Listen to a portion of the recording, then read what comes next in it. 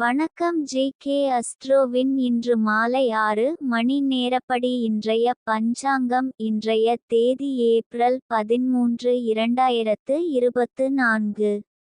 இன்றைய கிழமை சனி. இந்நாளிற்கான ராசி மிதுனம். இந்நாளிற்கான நட்சத்திரம் மிருகசிரீஷம் 3ஆம் பாதம். இன்றைய திதி சஷ்டி. இன்றைய யோகம் சோபனம். இன்றைய கரணம் கௌலவம்.